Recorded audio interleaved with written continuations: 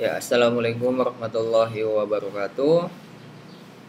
Oke, kali ini kita masuk ke bab microcontroller ya. Setelah sebelumnya kita telah mempelajari apa itu microprosesor, generasi microprosesor, dan lain-lainnya. Nah, microcontroller ini merupakan one chip microkomputer di mana dalam satu chipnya itu sudah terdapat piranti sebuah komputer secara umum, yaitu ada RAM, ROM, CPU, dan input-output port.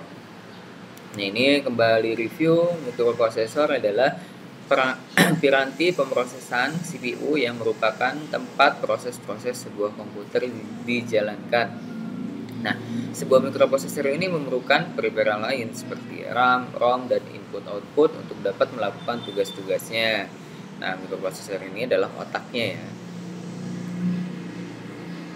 Nah, microcontroller ini suatu IC dengan kepadatan yang sangat tinggi, di mana semua bagian yang diperlukan untuk suatu controller sudah dikemas dalam satu keping. Biasanya terdiri dari CPU, RAM, EEPROM, lalu input output, timer, interrupt controller. Nah, definisi lainnya, microcontroller adalah suatu single chip yang di dalamnya terdapat microprosesor, RAM, ROM, timer, dan input output port dalam satu kesatuan. Sehingga dalam menggunakannya tidak diperlukan penambahan RAM, ROM, timer, dan input output port. Lalu microcontroller juga ada yang memiliki address bus sehingga memungkinkan microcontroller untuk menambahkan RAM, ROM, input output, dan timer.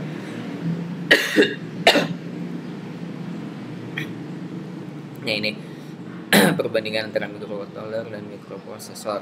Nah, di dalam microcontroller ini ada prosesornya ya, ada memorinya, ada input outputnya, sedangkan microprosesor ya hanya prosesornya. Nah, ini perbedaannya. Microcontroller itu sebagai controller pengendali spesifik purpose, fungsi khusus terbatas, single program, single user, peralatan atau komunikasi otomotif, contohnya ya ini. Lalu RAM kurang dari ROM, sedangkan microprosesor prosesornya itu pengelola, fungsi umum, multi program, multi user, penerapannya pada PC server butuh perangkat lain seperti RAM, lalu RAM-nya lebih besar dari ROM. Nah, ini ada perkembangan microcontroller mulai dari 1970 oleh Motorola 6800, lalu XZ80, lalu Intel 8051, sistem. Nah, ini bisa dibaca ya. Nah, ini ada penjelasan tentang hardware dan software.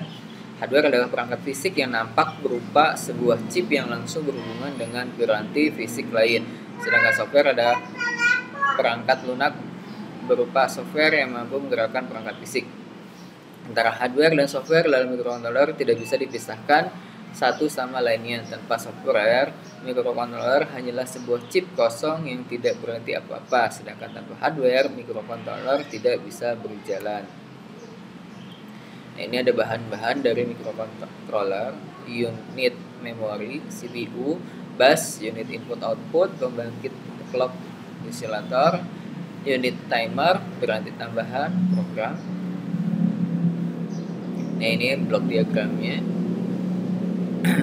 Sama ya, input ini ada input output, CPU, memori, taruh.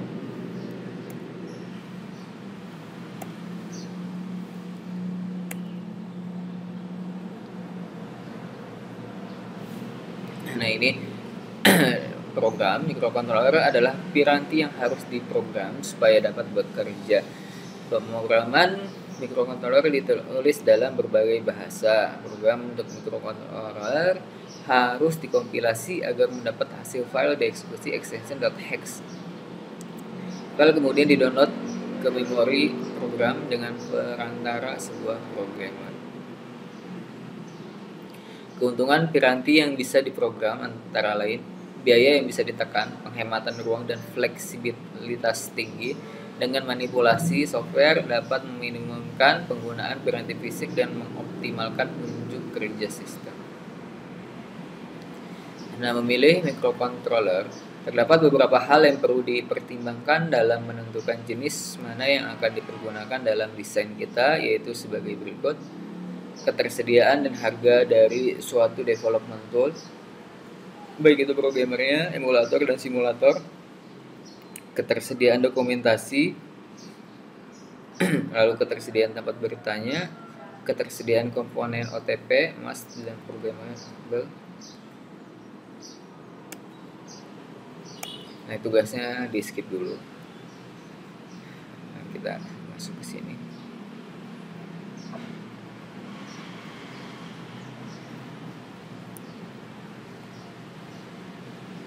Ini ada microcontroller umum ya, yang tadi generasi-generasinya.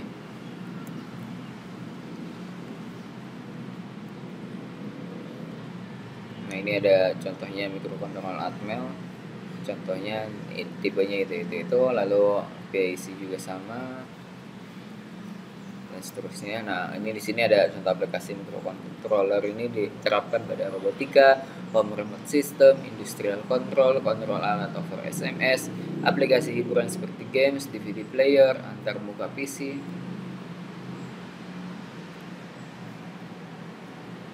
Nah, di sini kita masuk ke Arduino Uno ya. Di sini menggunakan microcontroller ATmega 328. Lalu di sini ada 6 bit input analog di yang sebelah kiri ya, yang ada A0 sampai A5. Lalu di sini ada 14 pin input output.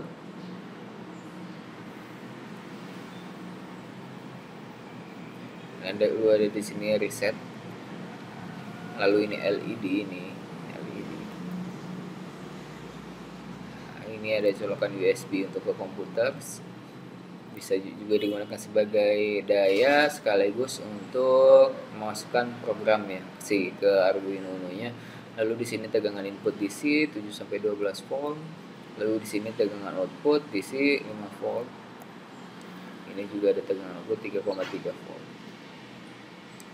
Nah, keuntungan microcontroller Arduino ini karena Arduino mempunyai bootloader, harga terjangkau, mudah dipelajari menggunakan USB ya, banyak library gratis, banyak komunitas, fitur lengkap, dan yang terpenting adalah open source.